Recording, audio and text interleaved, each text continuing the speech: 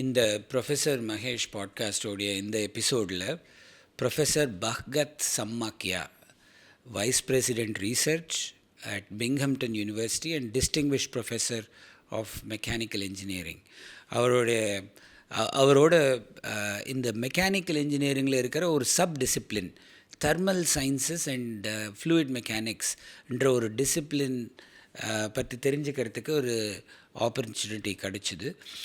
அவருடைய ரீசர்ச் வழியாக, இந்த கான்வர்சேஷன் வழியாக எலக்ட்ரானிக்ஸ் கூலிங், எலக்ட்ரானிக்ஸ் பேக்கேஜிங், இந்த டிசிப்ளின்ஸில் வரப்போகிற புது கெரியர்ஸ் பற்றி கேட்டு தெரிஞ்சுக்கிற ஒரு வாய்ப்பு இன்றைக்கி கிடைச்சிது.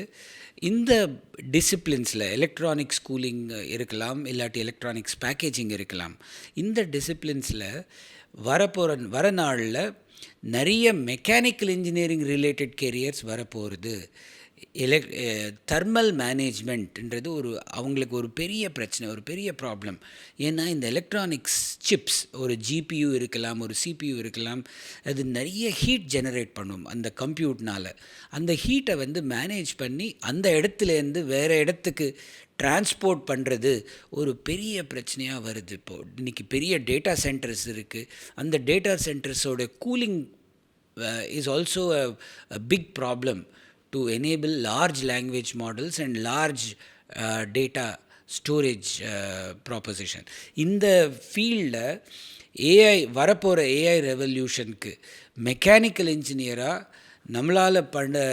நம்மளால் கான்ட்ரிபியூட் பண்ண முடிய நிறைய ஐடியாஸ், நிறைய ஆப்பர்ச்சுனிட்டிஸ் இருக்குன்ற ஒரு தாட் அவர்கிட்டேருந்து ப்ரோப் பண்ணி தெரிஞ்சுக்கிறதுக்கு இந்த பாட்காஸ்ட் ரொம்ப ஹெல்ப்ஃபுல்லாக இருந்தது.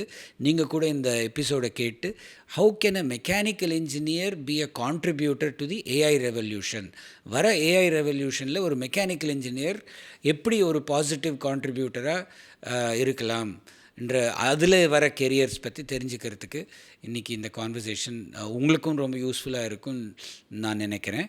கேளுங்கோ இந்த பாட்காஸ்ட் பற்றி and take informed career decisions along the way. Thank you very much.